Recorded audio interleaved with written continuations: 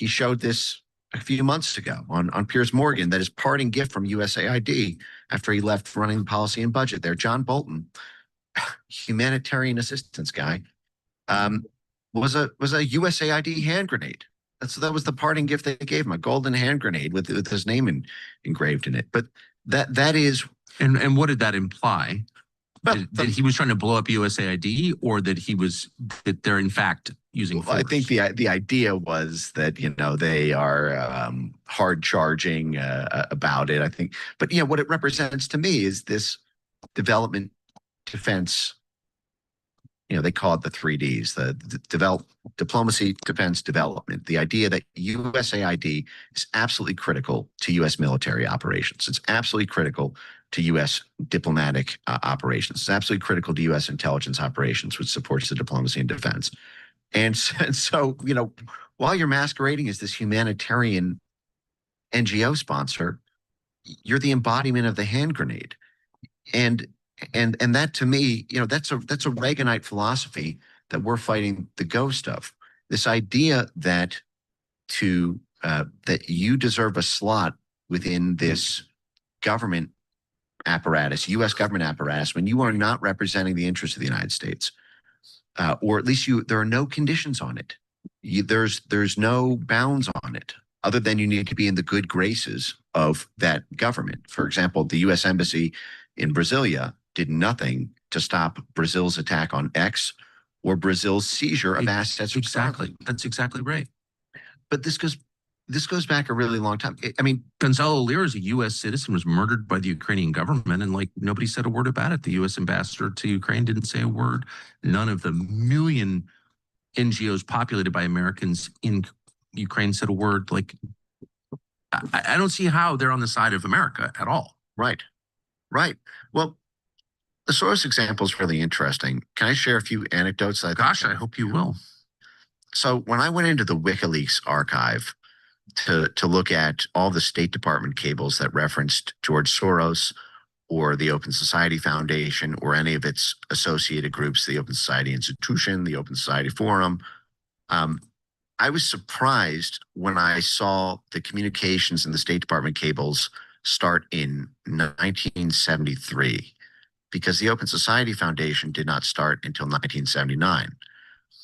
And when I looked at the State Department cables, they were all related to Soros Associates, which was the firm operated by George Soros's older brother, Paul Soros, who is, according to his New York Times obituary, one of the greatest titans of the shipping and port and infrastructure development world. And Paul Soros is all over these State Department cables in tons of countries. Gabon, Iran. Remember, this is pre-1970. This is, pre-revolution. Yeah. Right. And so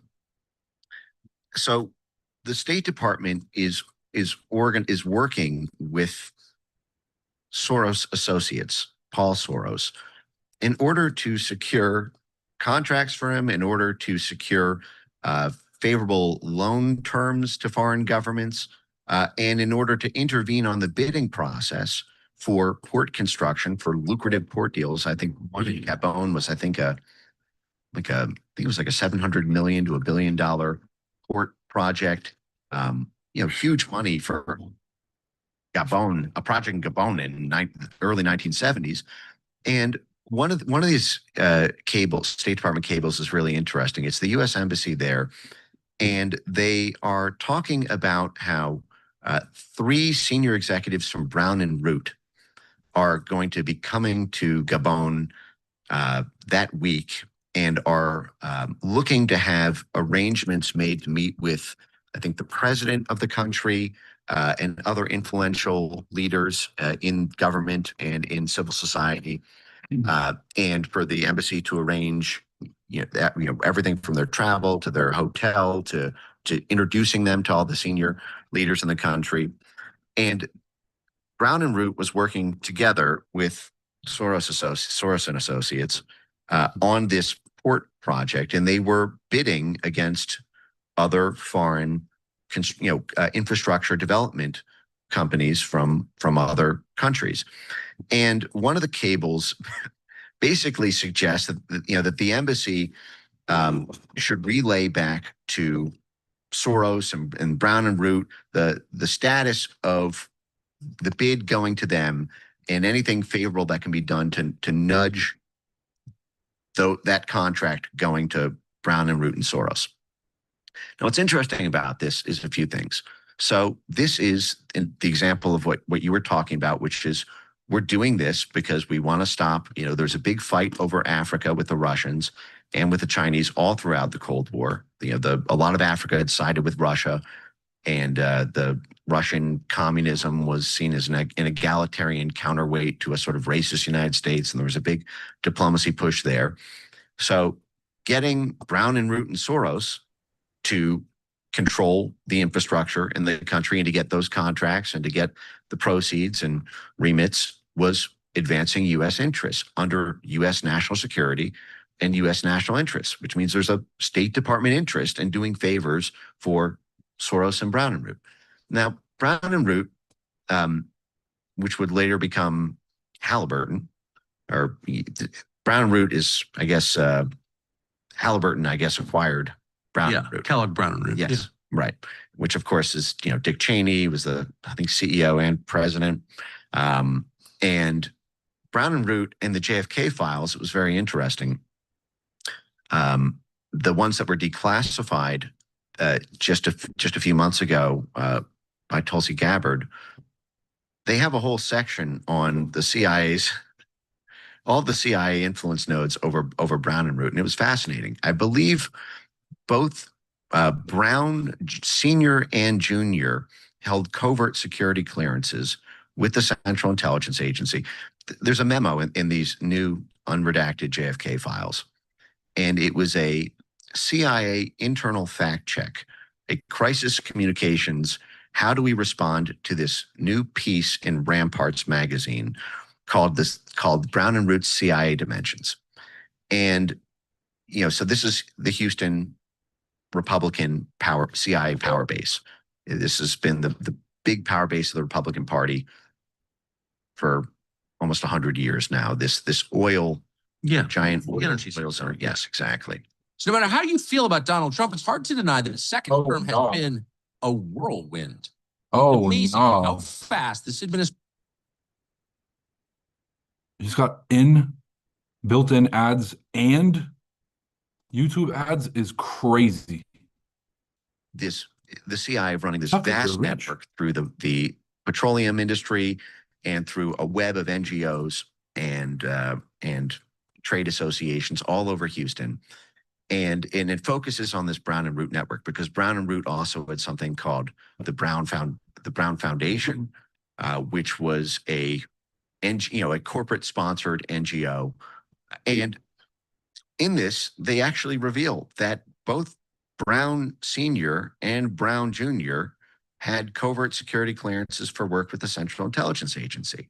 So while you have, one of the world's premier infrastructure and development firms, which would later, be going to work, with Soros in Africa, and then would later spawn Vice President Dick Cheney and Liz Cheney, who started off her career in USAID and comes from that same, Halliburton, Brown and Root lineage. They have direct ties all over the CIA.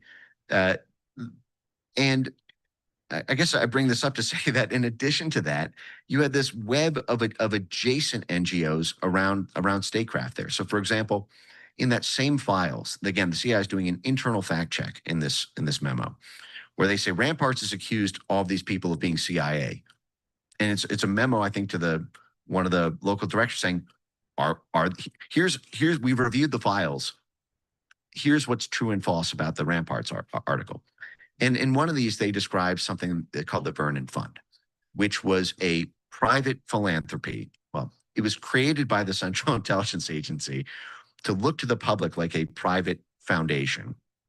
And it was set up to fund the webs of teachers' unions all throughout the world. They sponsor something called the World Confederation of Organizations of the Teaching Profession. The CIA was running a initiative at the time to control the education space during the Cold.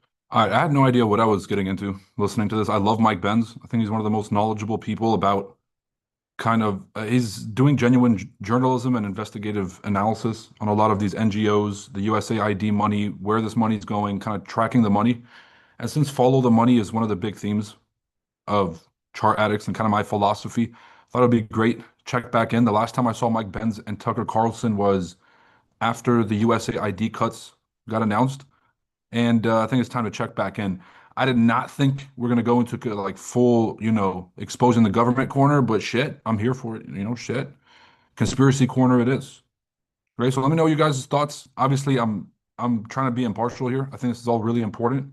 But the fact that all these agencies and programs got refunded in the big beautiful bill, there's about 10 Republicans that said that they're not going to vote for cutting those USAID programs, a lot of the fraudulent ones they found. So I'm very interested in figuring out, why the fuck would we not cut these? Who's really kind of like, what is happening here? What is happening to our money? What's really going on? And I just think being informed is awesome. So let's listen to Mike Benz, Tucker Carlson.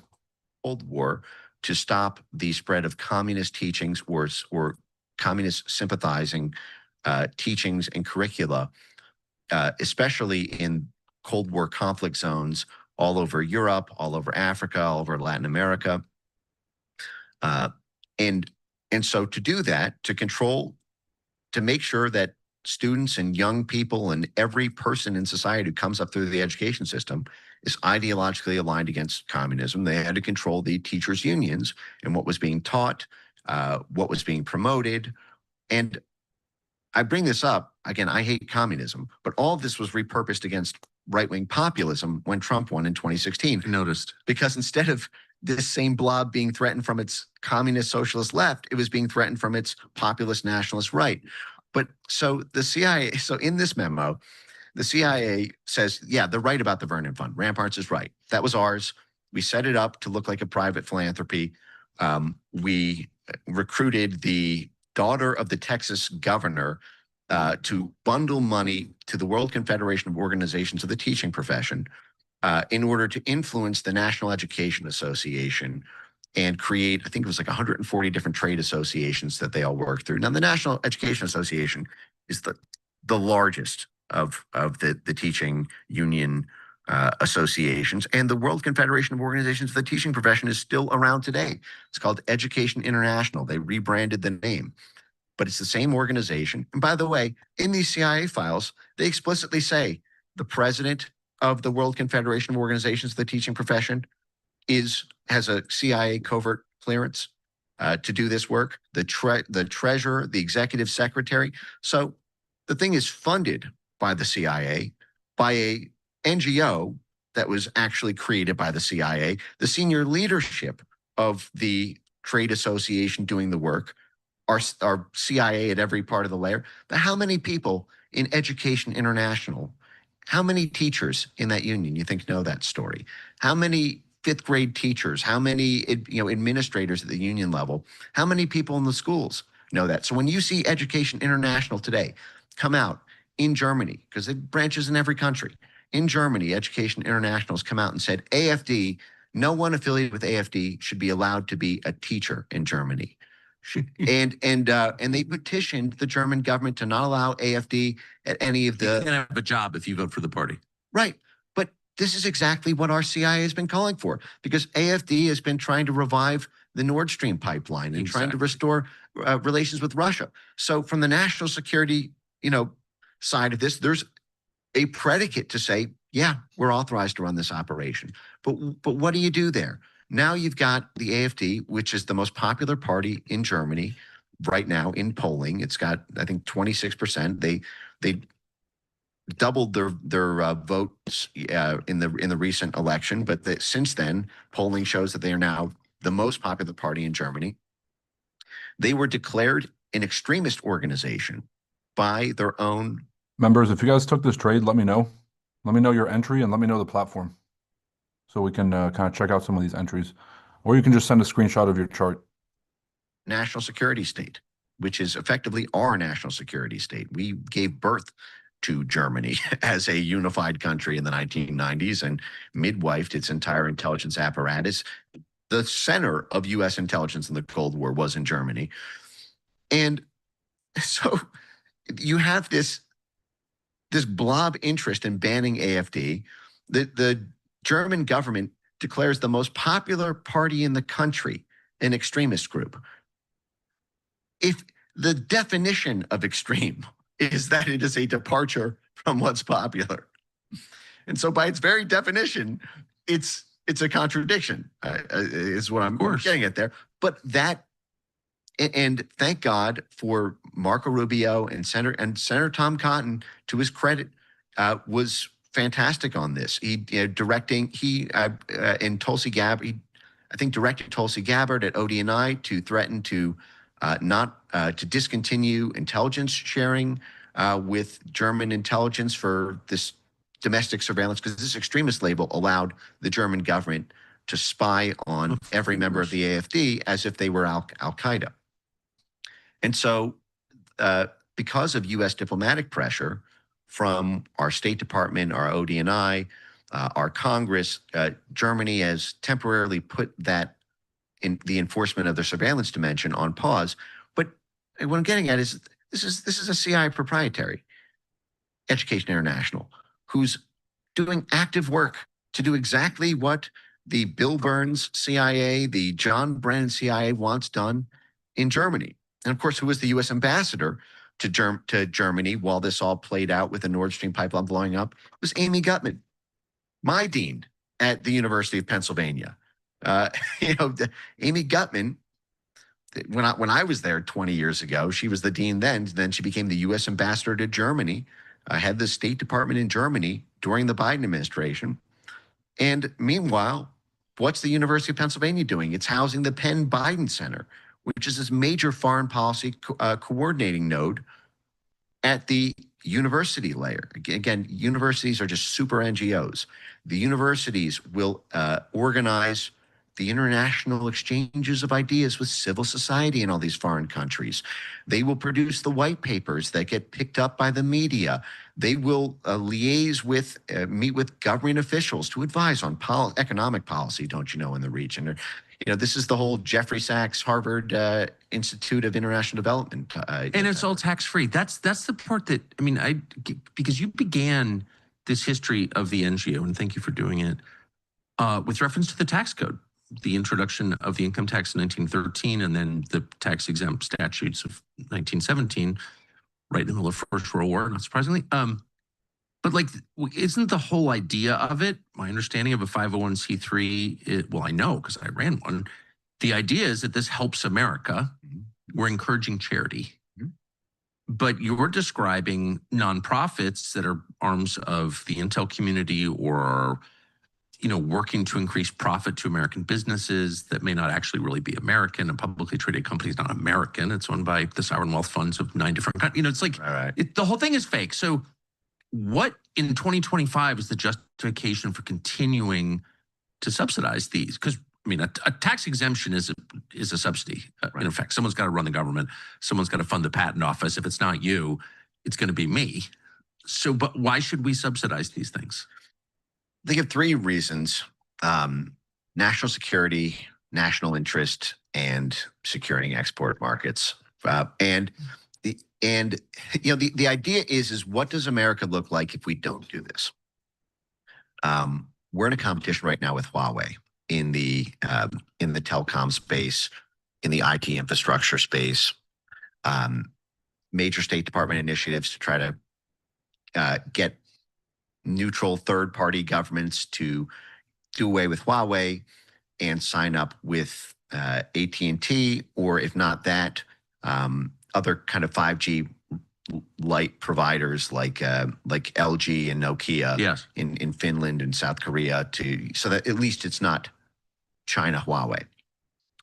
And there's lots of reasons given for this, but the idea is if you can get AT&T to get those contracts, well, AT&T is an American company, and this will help American GDP, and this will help American jobs, and so like a great example of this is what just happened in Syria. So there's been this big fight over this group. Well, also Syria has. We just lifted sanctions on Syria. Yes, last month. Yes, Mohammed al-Jalani, the ISIS commander turned Al Qaeda commander turned Idlib, rebel, moderate rebel leader, who became the de facto head of state in Syria. You're now meeting with the U.S. president. Yes, meeting with the U.S. president, meeting with every major world leader.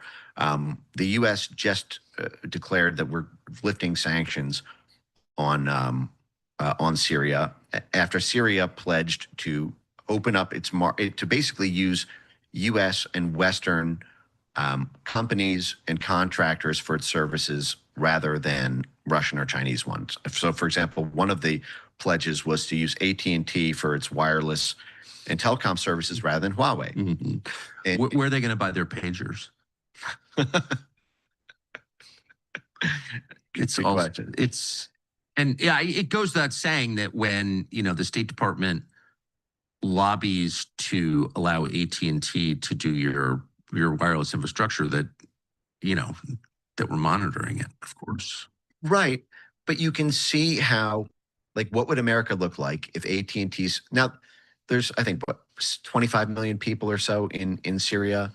So AT&T has just secured 25 million customers effectively, right. At the barrel of a gun, effectively, they've drafted off of the U.S. Defense Department, who funded the paramilitaries in Syria. They've drafted off of USAID and the billions we funneled into Syria. They've drafted off of State Department diplomacy on their behalf. And which we pay for, by the way. A great example of this is. Let me just say, I definitely don't think that the ISIS guy is in any real sense better than Bashar al-Assad, the ophthalmologist. That's just my opinion.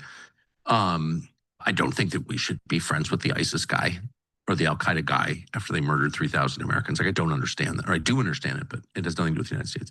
So that bothers me. I don't understand it either. Bothers me. On the other, basically, just kind of catch you guys up on some context. The Western powers that be kind of helped overthrow the government of Syria, the Bashar al-Assad government, because they were a bit friendly with some adversarial forces, the West. But in exchange, now the new leader of Syria is an ex-Al-Qaeda ISIS guy. And they're supposed to be the ops. So I don't know. This is not like one of those enemy of my enemy is my friends. It's like I feel like Al-Qaeda and ISIS are just as big of an enemy as the Assad regime is. So teaming up with them, not really sure what that's about. Peace in the Middle East is tough. You're going to have to make some concessions, but I really hope they know what they're doing. Because the information that we have publicly available, just the story is just not adding up of why we would favor the Al-Qaeda ISIS leadership in Syria versus the Assad regime. On the other hand, I don't know. Since we are doing that, I think it's great that AT&T is getting the contract. I don't have a problem with that. And what you're describing is a pretty conventional process where the U.S. State Department, White House, and DOD all kind of combine forces to help American business abroad. Great. In general, great. I don't like the constellation, the mushy constellation of, quote, nonprofits that operate in a very shadowy way. Like, why do we need them for this? Well, let's stick with the Syria example for a second. Okay. And go over one of the shadiest of the nonprofits, which is the U.S. Institute of Peace. The U.S. Institute of Peace. Now, by the way, if you fly into D.C., into National Airport, Reagan National Airport, which is like the closest airport to any city in America, but it's right there, right across the river, and you come in from the north, you fly directly over the U.S. Institute of Peace, and it's a kind of clamshell. It's a beautiful building. Beautiful. It's a modern building. It's probably the only pretty modern building in Washington. And you think to yourself, what the hell is that? And where'd they get the money? What is that? Well, international peace is a funny peace, and international peace is a funny history with U.S. intelligence work. In the JFK files, for example, in the recent declassifications, it showed a group that the CIA infiltrated and directed called the Catholic Association of International Peace. And there are all these files show that yes, we have our assets in here, and they're doing this for this. The Carnegie Endowment for International Peace, not the Catholic Association for International Peace, but a second international peace group, the Carnegie Endowment for International Peace, was run from 2014 to 2021 by Bill Burns, the guy who would leave the Carnegie Endowment for International Peace to run the Central Intelligence Agency. What qualifies you as running the Endowment for International Peace as your very next job? You hadn't worked in government for 7 years. You were cold. What were you? And he had never worked at the CIA formally. He was in the political affairs section, which, according to the JFK files, 47% of every person in the political affairs section in 1961 was not actually working in the State Department political section. They were actually called confidential American sources, which is the term for CIA agents operating under diplomatic cover, saying they work for the State That's still Department. the case today. It's a joke in DC. What's your dad do? Oh, he works at the State Department. Oh, okay. Yeah, You know. people say that about me. Yeah. Oh, And yeah. I don't blame them for thinking it. I mean, it's so pervasive. And of course, who was the head of political affairs for the Biden administration? Victoria Nuland.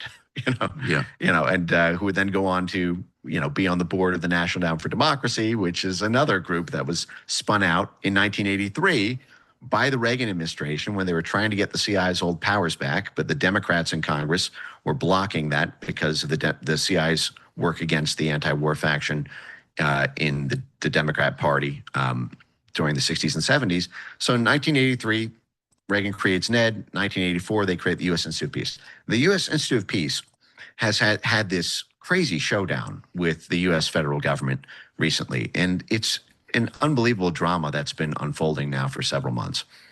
So the U.S. Institute of Peace was chartered by Congress in 1984 in order to do, it was sort of think of it like the National Endowment for Democracy, but more. Is George Orwell in charge of naming these groups? I mean, National Endowment for Democracy subverts democracy. All these peace groups are like aggressively anti-peace. So one of the easiest decisions you're going to make this week is to make your home secure. Oh, no.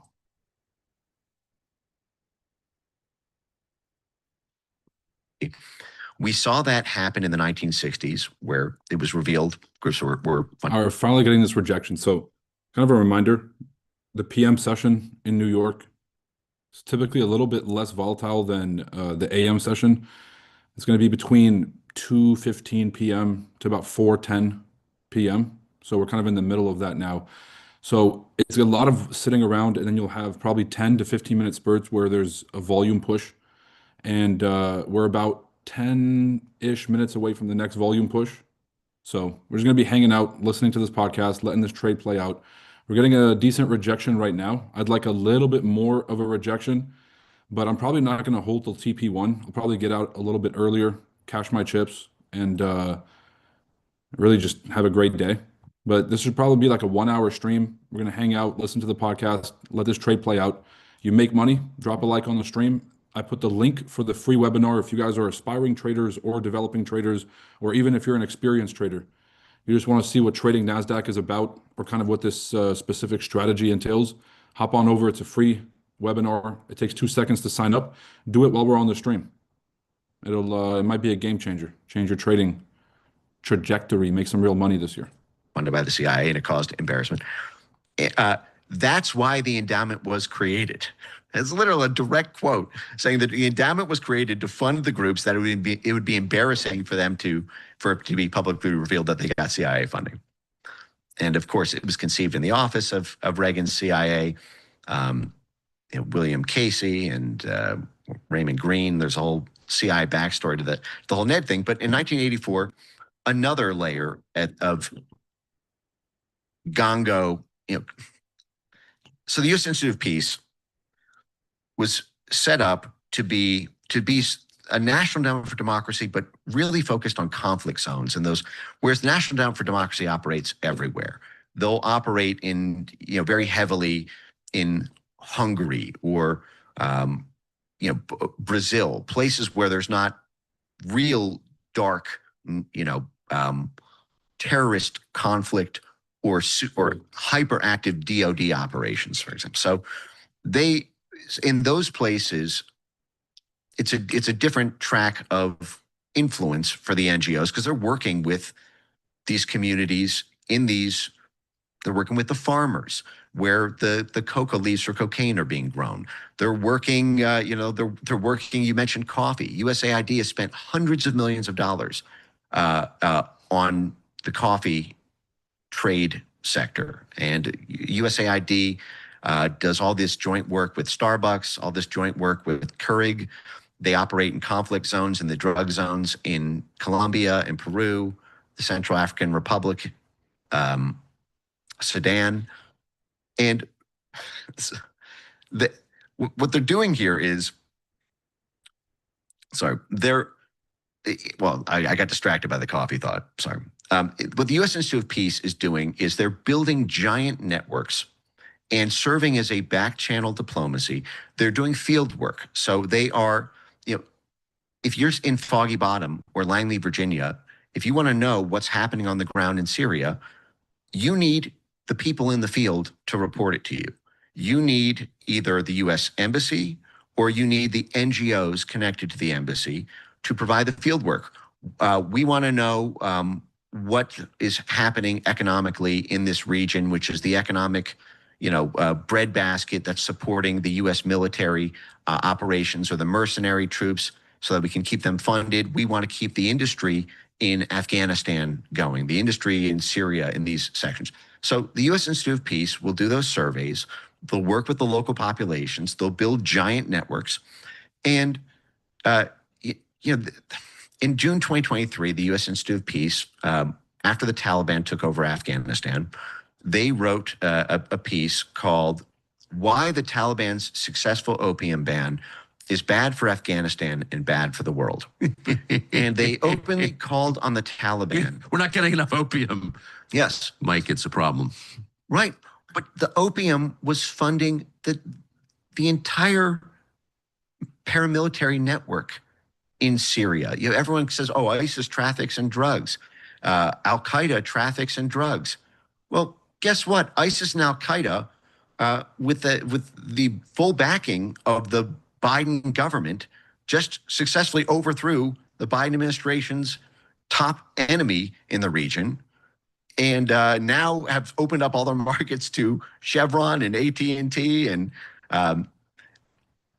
what I'm saying is they were openly, this same group that is working with these Taliban networks and these Afghan special forces and is deeply, deeply involved in Syria, is openly calling, and this is not that they got busted paying these Taliban officials when Trump tried to assert control over the U.S. Institute of Peace, because it's chartered by Congress. It has 15 members of its board. 3 of them are mandatory: the Secretary of State, the Secretary of Defense, and the President of the National Defense University are 3 reserved spots. So think about this: it's the U.S. Institute of Peace, but required on the board is the Secretary of War, the head of the War Institute, and the Secretary of State. And then there are 12 political appointee spots. Now, the Trump administration tried to assert control over the U.S. Institute of Peace, as it is statutorily entitled to do. And the response from the U.S. Institute of Peace was to barricade the doors, to delete, Doge said, a terabyte worth of financial data, which Doge says it recovered and showed payments to those very Taliban networks that they were saying keep the drugs flowing. And so evidently, according to the Doge team, they found weapons caches inside, like a full military, They found weapons inside the Institute of Peace? That was what Doge reported. They said back to Orwell now. Right. Right. The peace people are stockpiling weapons. But recently, so this has gone through the courts because, the whole blob resistance has been trying to stop all these shutdowns at every layer. The outside general counsel for the U.S. Institute of Peace has been the outside general counsel since 1986, just 2 years. So the guy who's the head lawyer there has been the head lawyer there since just 2 years after it was founded, since the mid 1980s. So has been, midwifing the legal dark arts of this thing since almost the day it was born. And he's the one who I believe has spearheaded or been leading this lawsuit to stop the federal government's, because the Trump administration cleared the board. The U.S. Institute of Peace would not even allow the Trump appointed board members or its president to even go in the building. That's why the federal police the FBI had to come in but what happened is that same lawyer also happens to represent the Wireless Trade Association in the U.S. and AT&T and that whole network. So while they are working for regime change in Syria, while the U.S. Institute of Peace is taking U.S. taxpayer money, $55 million a year, to build up this network of paramilitary groups and all these economic assistance programs and midwifing the political negotiations and creating a. Hey, yo, if you guys took this trade, how are we looking? Let me know. Everybody should be in profits, but let me know based on your entry how we're looking. How many points are you up? How many you want to do dollars? Just let me know. Well, how blocked the Trump administration's attempt now we're back to square one with that. He simultaneously is representing the Wireless Trade Association, where Syria just, turned over its IT infrastructure to AT&T. So, I mean, just think about that. You've got, as they were driving our own country on a inauguration of organized political warfare, and everyone can look this up online, and are now obviously very well renowned in the NGO world, the Open Society Foundation, the Bill and Melinda Gates Foundation, and then also the Rockefeller, Carney. I'm going to speak over this part just so our channel doesn't get fucking nuked, because this dude is just dropping every name you're not supposed to. But look, trades in profit. We got a nice rejection. Let's see if we actually get a follow through here. If the candle closes like this, like I would like to see this current 4-hour candle be the one that actually rejects. I would say like a 50% correction of this previous impulse, this previous 4-hour candle. I would say that that's probably the most like a reasonable expectation to set. But regardless, pretty good rejection now. So on my personal account, I'm even considering taking some partial profits off the table and just letting one contract ride. So right now I have 3 contracts open. I'm probably going to close up 2. I kind of did go heavy, but I got a pretty good entry. So I'm going to close up 2, leave 1 running, and yeah, let this thing ride. I'm not going to move to break even just yet, only because there's probably going to be another retest before this thing drops. But there's only about an hour, let's call it an hour and a half left in the New York session. So moves got to happen in the next hour and a half. And if it doesn't, then that's the risk we take, So let's see this through. There's a lot of big news coming out, but again, with the Trump thing, I'm going to do the 48-hour rule, let it play out to see if it's actually real or if it's just rhetoric. Is it real or is it rhetoric? And we're just going to let that play. Probably Friday, I'm going to stop doing like the play-by-play stuff on political things and the trade stuff if it has to do with macroeconomics. Instead, I'll probably just let things marinate, see if there's any legitimacy to it, because there's just been a lot of just smoke, no fire. And I think at this point, it's just going to be us chasing the wind, and it's a distraction. Trading is about ignoring the noise and finding the signal, finding needles in a haystack. And the less stimulus, the less amount of information we're taking in that's irrelevant, the better. So we'll probably have some updates later this week. For now, I'm very disappointed in the big, beautiful bill. I'll probably do a full video instead of a stream about it, but I feel like we got lied to, got sold a bill of goods. Organized political war. But we'll go through that in the videos. If you're in profits, drop a comment on the stream. Bobby, let me know how we're looking. Effectively rigged the 1948 Italian election, April 18th, 1948. We had wanted, this was the first democratic election in Italy, which after World War II had ended. And we had, it pitted basically a pro-US, pro-Western democracy candidate versus a pro-Soviet autocracy candidate was how it was pitched. And the very first national security memo, 1-1, was on the central importance of Italy to the U.S. position at the dawn of the Cold War, and that we could not afford to lose this election. And so the very first covert action of the Central Intelligence Agency, because under the 1947 Act, it was largely conceived of as being an intelligence collection agency, not so much operations. The CIA has two different career tracks. Right. Intelligence, they call it the analyst track and the operations track. And they're very different breeds of people. They're very, very different in what they do. One of them, you collect the intelligence and you synthesize it for policymakers at the State Department or at the White House National Security A Council. lot of reading, a lot of foreign websites. Yes, a lot of academics. Yeah. And the operations is where you get, the Barry Seal, cocaine cowboy types, and these, the kind of wild folks who go in and do the dirty work to overthrow democratically elected governments or to do the. So when people talk about the CIA, they're talking about the director of operations, really. Yeah, that's what people in the popular imagination. That's what a CIA officer is. True, although John Brennan was an analyst track his whole career, and I don't know that makes a more charitable case than the operations side, but the fact is Kennan writes this memo in 1948, 12 days after the U.S. had rigged the Italian election in 1948, and that's what it was. Miles Copeland, who was I really want to get to the stuff where he's talking about the USAID. We're getting into Italian elections. In order to run this election rigging in 1948. So 1948, for fuck's sake. It would receive funding from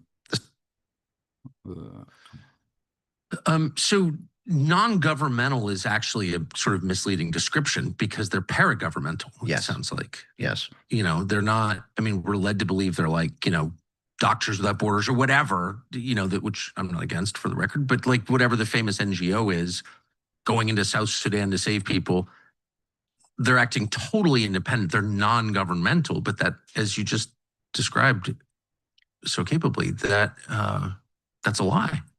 Well, this sort of gets down to the stem cell concept and what type of NGO cell type you're talking about.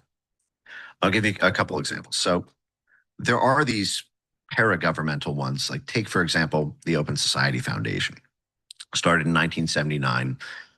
According to George Soros, it was to provide basically a tax loophole for his kids. That was the idea that he said.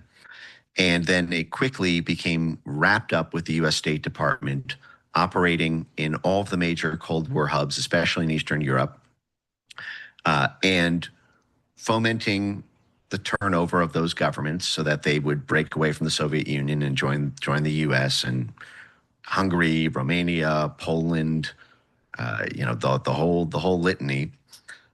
And meanwhile, he was running the Quantum Fund and his George Soros management fund that was speculating on the foreign currencies of all these governments. So while he's working with the State Department and the Central Intelligence Agency and every U.S. embassy, and if you guys are already up on this trade, it might.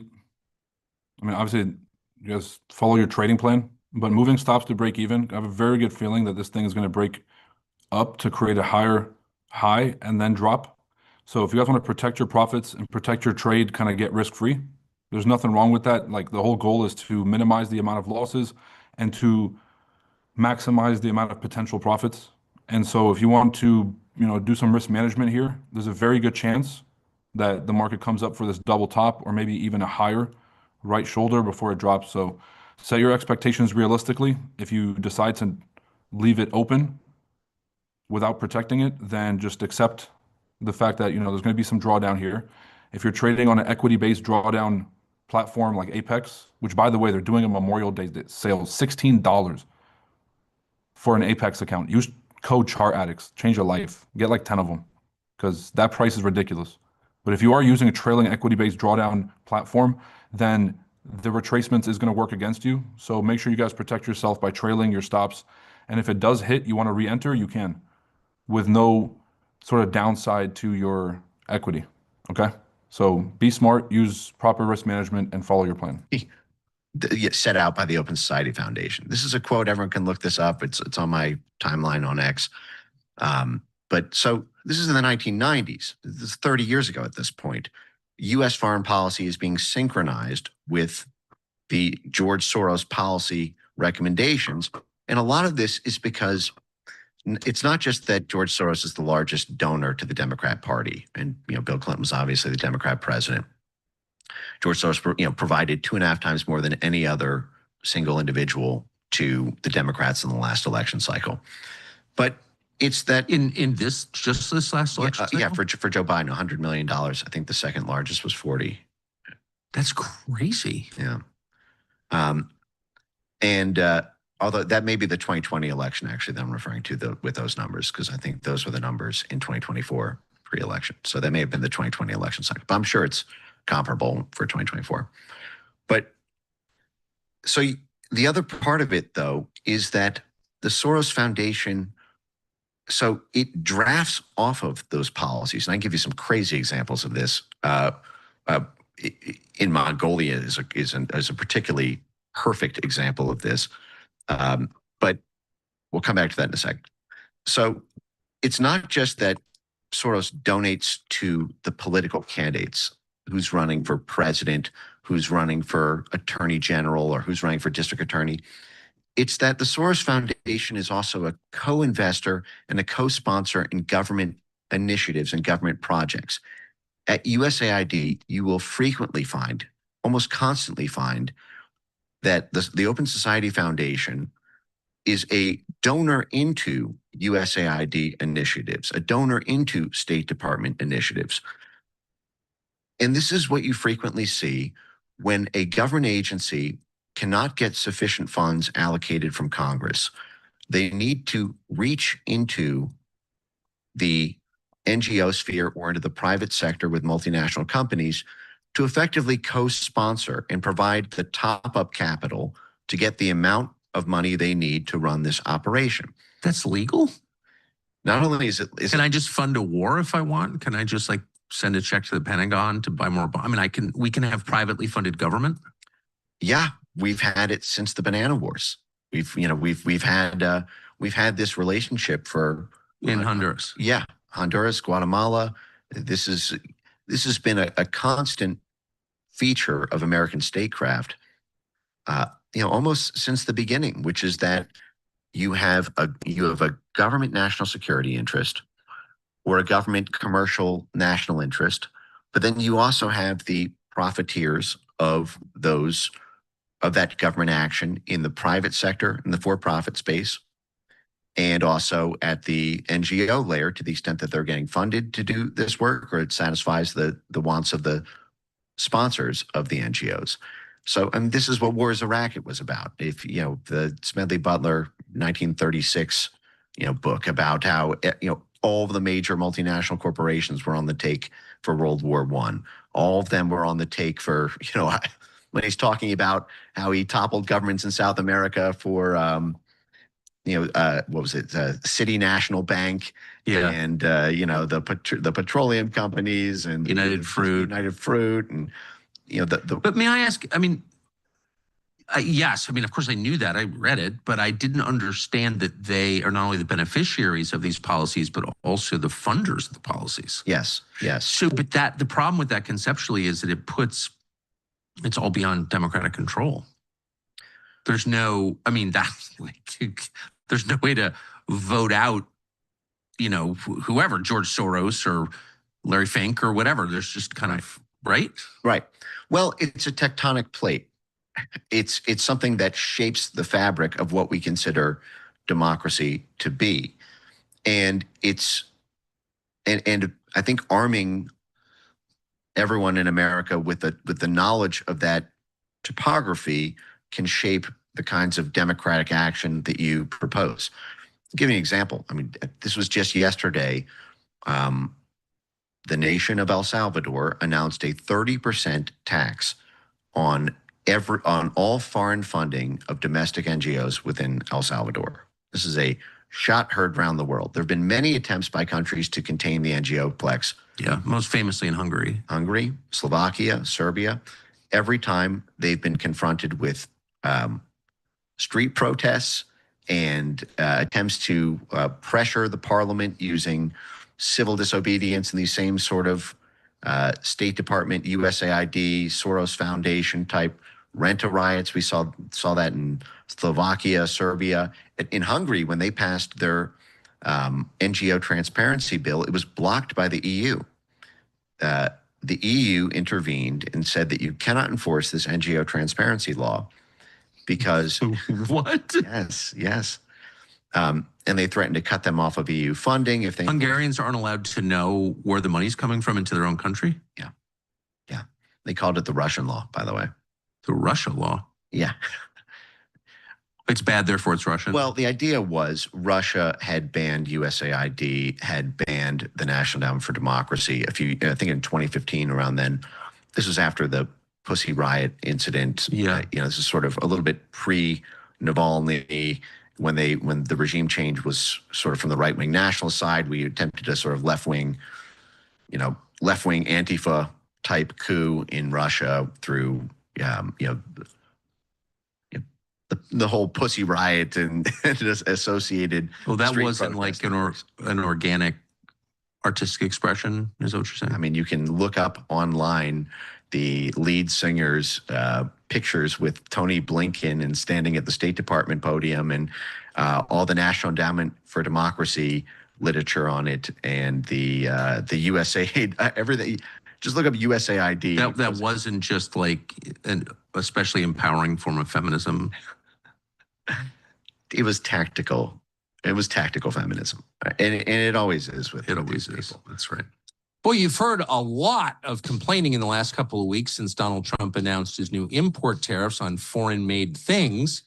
A lot of people don't like it, but the companies who make American products in America with American materials, they're pretty happy because they're not affected by this. They've been doing the right thing since the beginning.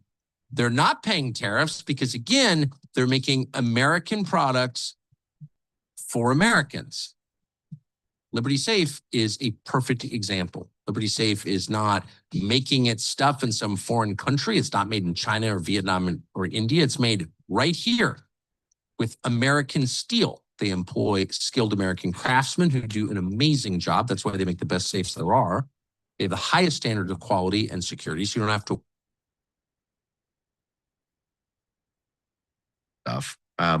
Russia passed this, basically banned, foreign NGOs, or at least banned a huge subset, and required all these, this transparency around it, and they banned USAID and NED.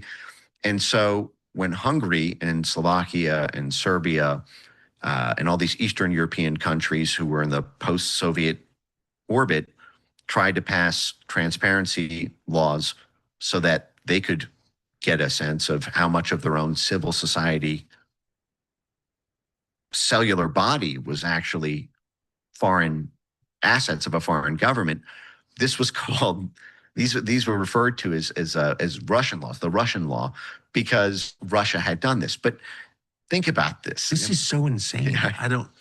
But think about that framing.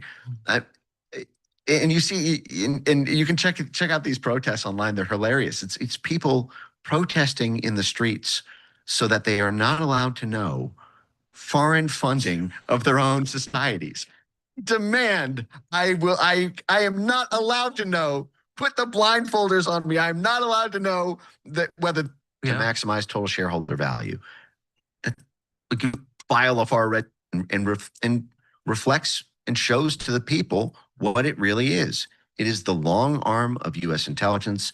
It is the long arm of U.S. statecraft, and is the long arm of that corporate financial donor drafter class with all of their own secular private interests. If I could just interject and say, what I find so infuriating is that none of this helps the America that I live in. All right, we're getting a pretty good push here on NASDAQ. So I put my stops and break even. I have one contract running. So if we break these lows, we're probably going to see a pullback after we kind of get through this couple areas of local support here on the smaller time frames. So we get a closure below those. I'm going to end up closing that contract. If the market comes back up for a double top or some kind of extended right shoulder, I'll enter again. So I'm going to put I'm using this like trade simulator thing on TradingView to simulate exactly what I'm doing on my live, so you guys can get a view. So yeah, just watch, and it's going to be a pretty chill stream. want to live in. I mean, a lot of the agendas being pushed are not just like, we want to grow our bananas in your banana favorable climate, or we want cheaper coffee, or, we want your oil fields. It's like pushing stuff that is just terrible, like awful, like blowing up families, attacking Christianity. It's like, why does it have to be that too? Why that agenda? This is where it gets really complicated. The idea behind this positive synergy between the corporate-sponsored NGOs and the government-sponsored NGOs and them all working together as a common blob was that if we secure American business in a country, American contracts, American rights to minerals or American rights to mines, we're boxing out the Russians and the Chinese. I get it. That's not a crazy goal. It's not a crazy goal. And that, however, gives a license to some of the dirtiest stuff and this total profiteering, especially because the multinational corporation.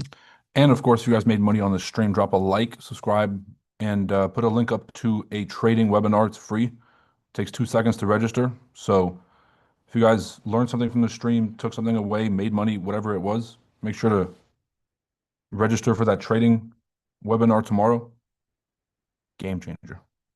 You're welcome in advance.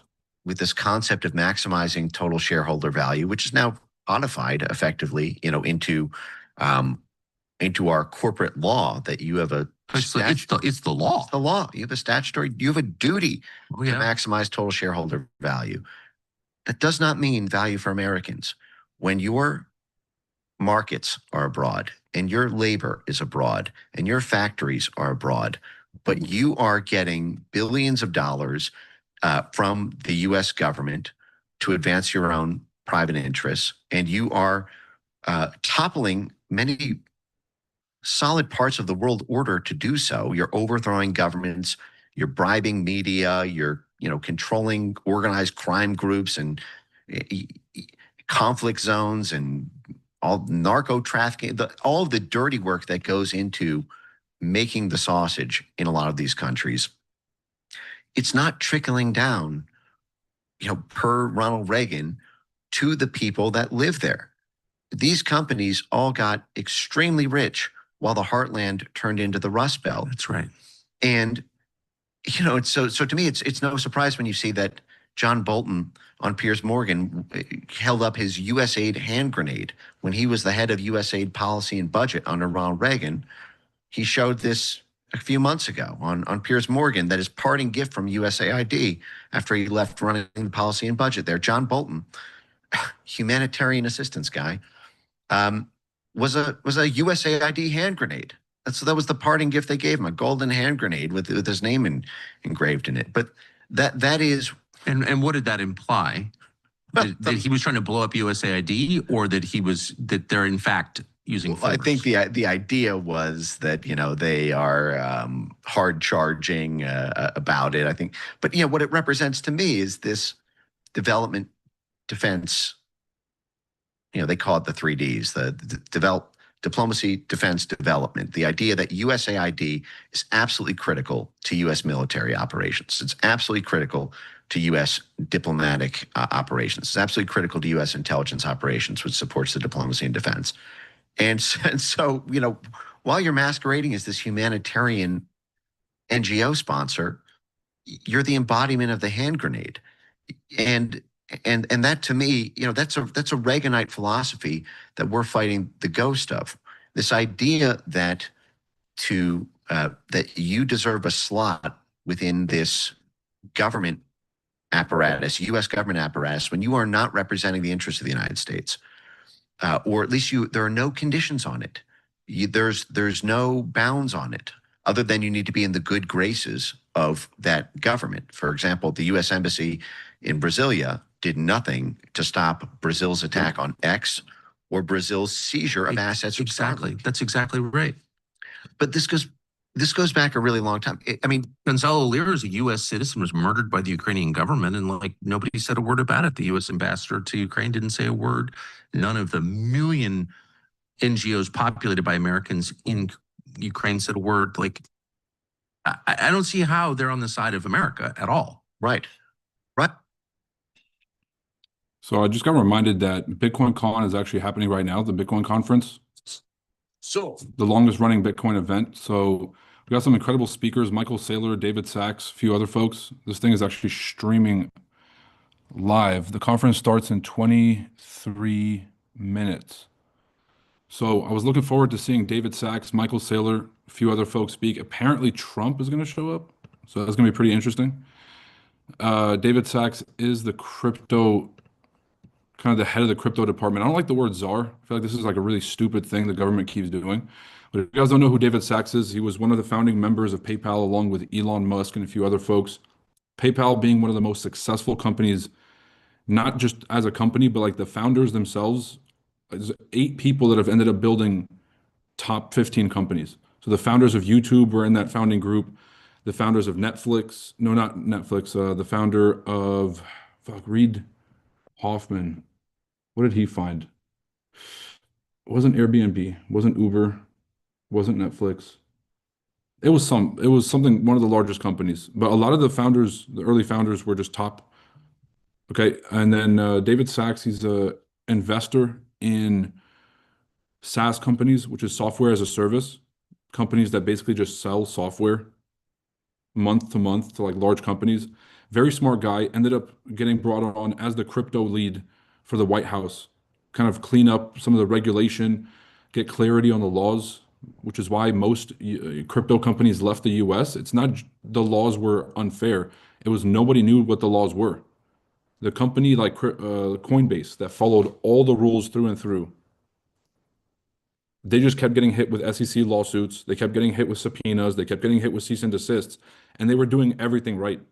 And so that just wasn't a tenable environment. Crypto is one of the largest developing and what is it called? Largest sort of like, yeah, growing industries. And Trump wanted the US to be one of the leaders in crypto. So David Sachs, pretty smart. Let's actually get a few videos in as a run-up, because in 23 minutes, Bitcoin Con starts. We'll have a few opening speakers. And so let's see if we can just watch it live together.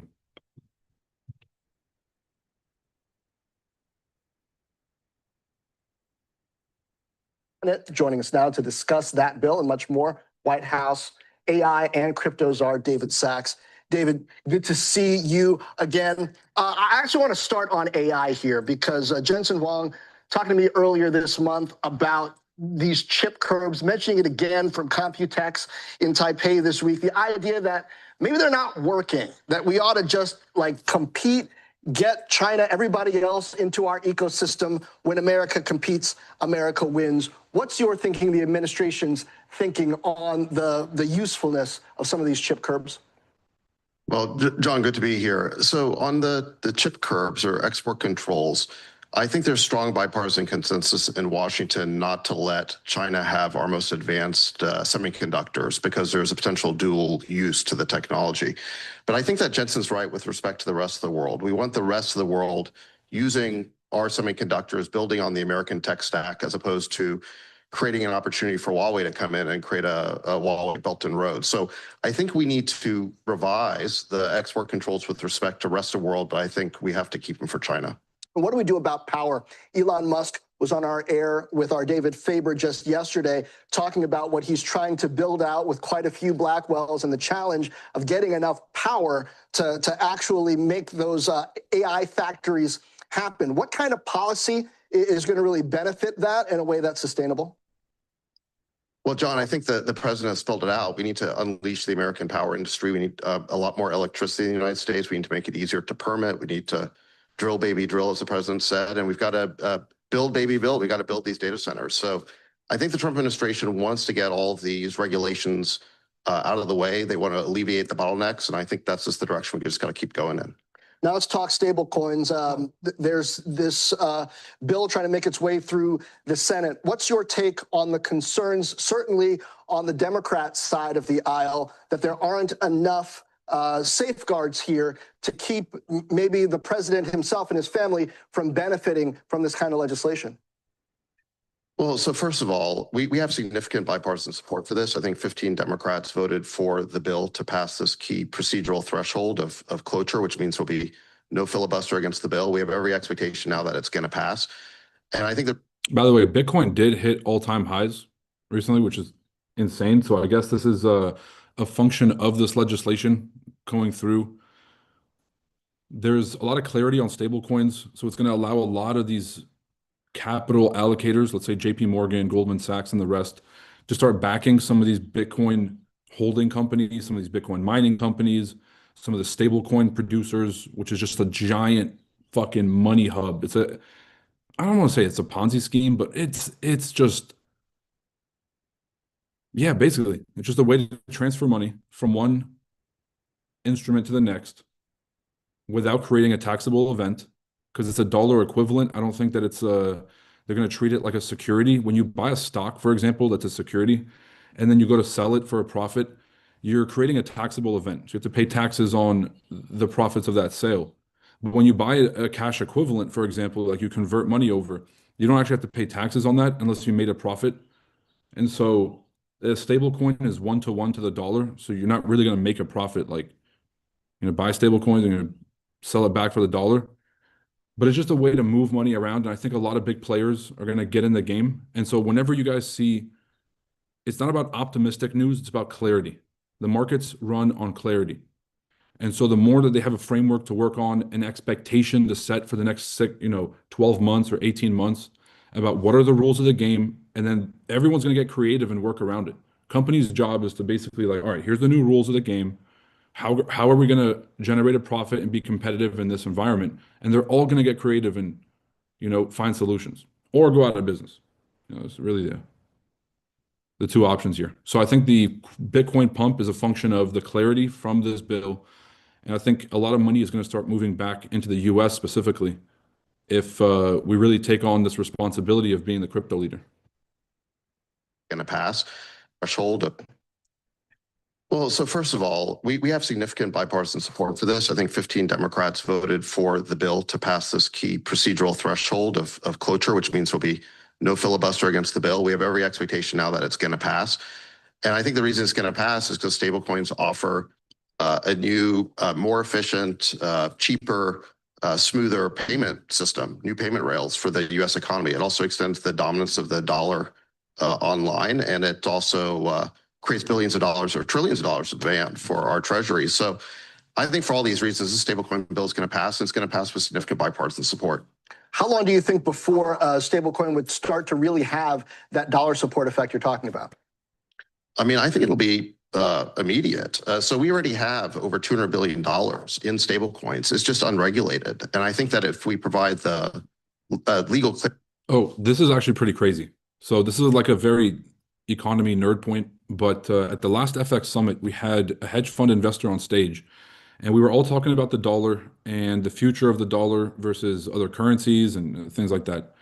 And the hedge fund investor actually told me that there's going to be this, like the biggest reason that Bitcoin's going to grow, the biggest reason that the dollar demand is going to stay high, for example, versus other currencies, even though we're going to keep printing trillions, because America has the power of the printing press. Since we have the world's reserve currency, we get to print more money than other folks without having the same devaluation effect. So we kind of abuse it a little bit. But they said the dollar demand comes from a lot of things. And we had Brent Johnson on our podcast like about 2 years ago. He's the guy that invented the dollar milkshake theory, which is this idea that no matter how much money we print, the dollar demand is always going to outweigh the supply. People will always need dollars because everybody else's currency just doesn't really mean much unless they have a bunch of dollars in the bank to back it and give it some value. And so most of the debt in the world is kind of denominated in dollars. Most of the global trade for petroleum and some of the key sort of like energy trade is all settled in US dollars. I think something like 60 or 70% of global trade is settled in US dollars. And so the demand is always going to be there. Now, the guy in the hedge fund says there's another element, which is stable coins, because these are going to be trillions of dollars. These are like $1 trillion entities that are holding digital money. And that's going to create a massive demand for dollars.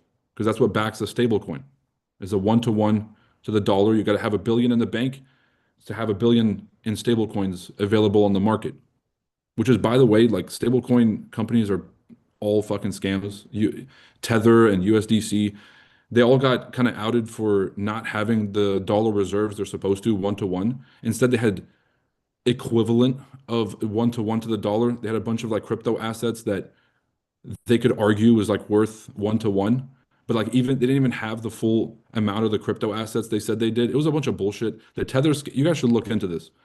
All right. I'm not gonna call. Yeah, I'll call him out. Simon Dixon. You guys just look up Simon Dixon, Tether scam, and Bitfinex, and sort of like that relationship, and then you guys will probably get a pretty good idea of market manipulation in crypto. But when it comes to stable coins, it's going to be an effect in the dollar market that nobody expected. First, when Bitcoin is projected to be like a replacement for the dollar, you would think that there would be outflows, so the dollar drops, and then inflows to Bitcoin, so the Bitcoin goes up. But there's a new element here, which is that the stablecoin market might actually be bigger than the crypto market itself. And so that's actually going to create more dollar demand, which is going to make the dollar keep rising. And so this is not a bearish dollar thing. And there's two ways that a currency can die. And so like if it goes up too much, it's the equivalent of like burning, like it's getting too hot. And if it drops too much, it's getting cold, it'll freeze to death. So you want to like burn to death or like freeze to death is kind of how most currencies go to die. You hyperinflate yourself into oblivion, or you create such an imbalance in the value of your currency. Anyways, so I always thought that if we're going to keep printing this money and there's devaluation, the dollar is going to drop for forever, and then eventually it'll just freeze to death. But no. Instead, everyone's arguing dollar bullish. So next 10 years, 15 years, anybody asks you if you guys are trading this long and you guys are having convos, people ask you your opinion on the dollar, bullish.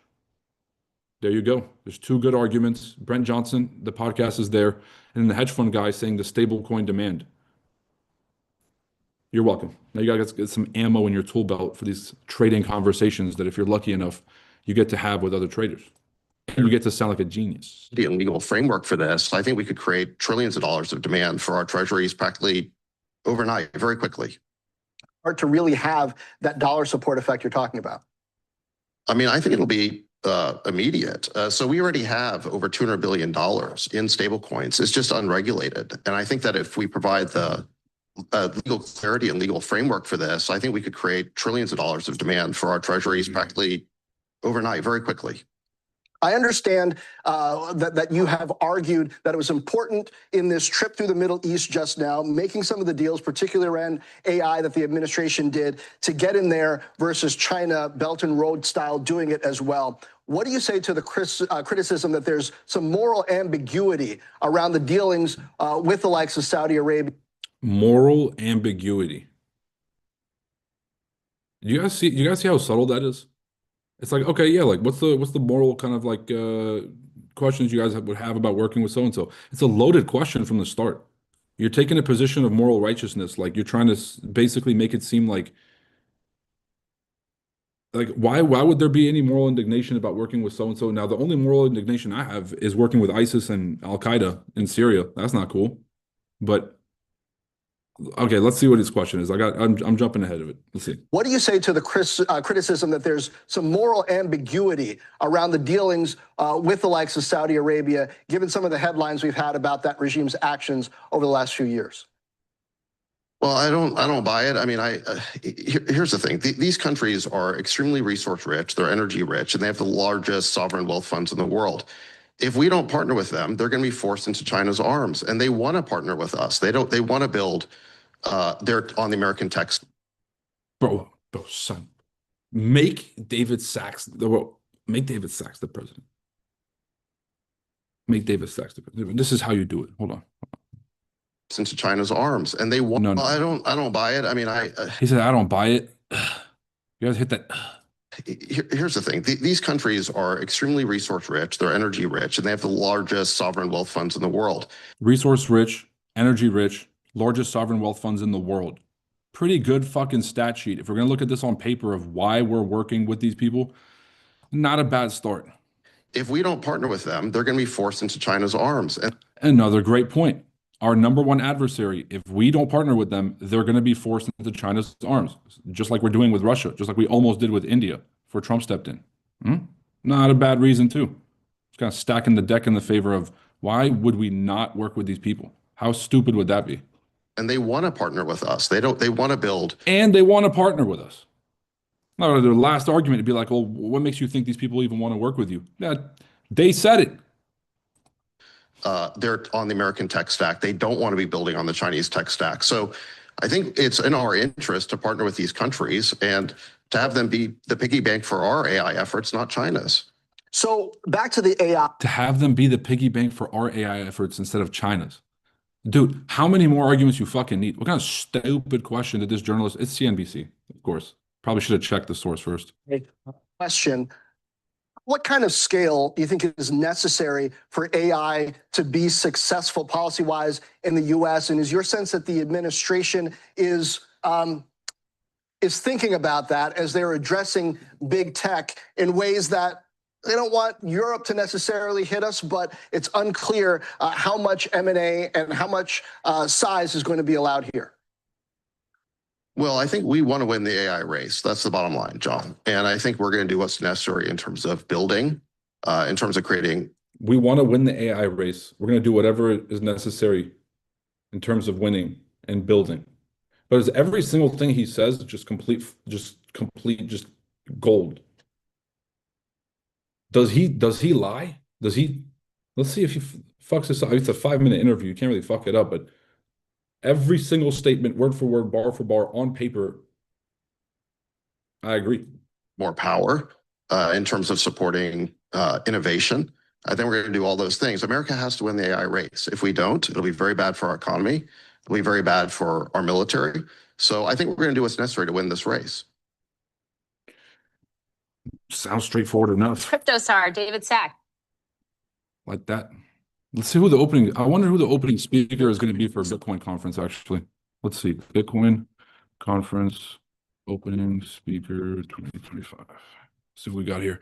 Arthur Hayes, the CIO of Maelstrom Family Office Invest Crypto Ecosystem, is the co-founder of BitMEX, first crypto unicorn. Okay, interesting stuff.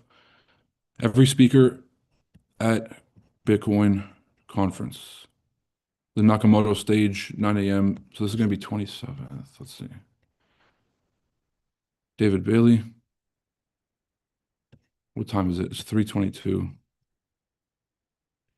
So advanced Bitcoin bills in Congress. We have Grant McCarthy from the Bitcoin Policy Institute. We got Byron Donalds, who's a congressman. Very big fan of him. I think he's out of Florida. Brian Steele, U.S. House of Representatives, and Faryar Shirzad from Coinbase, or Shirzad from Coinbase. Then there's a fireside chat at 4 p.m. with David Sachs. Perfect. It's going to be in about half an hour. Moderators Cam and Tyler Winklevoss from Gemini. Those are the guys that created Facebook that ended up getting it stolen, those twins from that movie with fucking the Zuckerberg, the Harvard shit. They started it. They got robbed. They ended up starting a multi-billion-dollar company called Gemini. So Cam and Tyler Winklevoss are the moderators, and we have David Sachs as the speaker. And since, yeah, I'm sticking around for the stream, for damn sure. Donald Trump Jr., I'm not interested. Chris Pavlovsky's from Rumble, streaming platform, free speech. That actually makes a lot of sense. Don Jr. and Chris Pavlovsky talking about free speech and speech technology. That actually makes a lot of sense. Dude, whoever set up this itinerary, kudos to them. We got Mario Gutierrez as, this is tomorrow morning. Matt Schultz, nope. They got the nerdy stuff in the morning. Maybe give people a chance to wake up. Tim Savage, nope. Mike Cohen. Dude, this is a really good fucking lineup. Wow. So it's really just a mix of Bitcoin miners or crypto miners, crypto holding companies, crypto investing companies, venture capital companies, and then obviously like tech startup platforms. And then obviously we have a lot of political influence in here too. So House of Representatives, we have Byron Donalds, we have David Sachs speaking from the crypto White House, like the crypto czar office. They even have folks from BlackRock. They have folks from traditional finance too. So this is pretty cool. Bo Hines, the White House, Tyler Williams, U.S. Department of Treasury. This is really, really, really cool. And so I think they're actually streaming this live. So we'll be able to actually catch the first part of this. The next speech, there we go. So let's see what they got here. Just keep in mind for this trade, there's probably going to be a correction back up to the upside. So protecting the trade makes the most sense this late in the session. And then if there is a right shoulder that kind of breaks the highs, you can re-enter if you'd like with smaller risk. That way you don't give back your profits, but protecting the trade. You got about an hour left in the New York session, so don't get too unrealistic with your expectations. Let's see what they got here for the Bitcoin conference. As for what is coin in particular has Michael Saylor. shown dramatic swings, surging past $100,000 at one point, then suddenly correcting and dipping below $80,000. These kinds of fluctuations can be confusing, even frustrating, especially for new investors trying to make sense of the market. Now, why is this happening? From my perspective, much of this turbulence stems from global macroeconomic events. In particular, recent trade policies introduced by the Trump administration, especially the tariffs affecting U.S. imports and exports, have sent ripples across international markets. Traditional stocks, tech shares, and even commodities have all felt the impact. Naturally, this instability has reached into the crypto space as well. However, and this is important today, is not about fear. My company has recently made a strategic investment acquiring a substantial amount of both Bitcoin and Ethereum. And as a gesture of appreciation to the community, we've decided to give back by giving you the opportunity to double your crypto holdings. Here's how it works. Hold on, this better not be a scam fucking stream. I better not be sold some Elon Musk Bitcoin shit. Notice from the magazine. Your screen, you'll see a QR code. Scan that code using your phone, and you'll be directed to the official website of this conference. The process is completely decentralized. Well, I really hope this isn't some fucking AI bullshit stream that I just got fucking roped into. Depending on your preference, Okay, let's go to Bitcoin magazines. Where's Bitcoin magazine?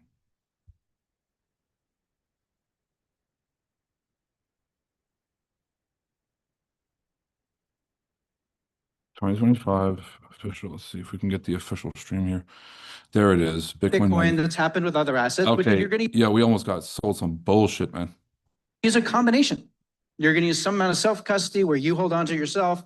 Different people will have different thresholds.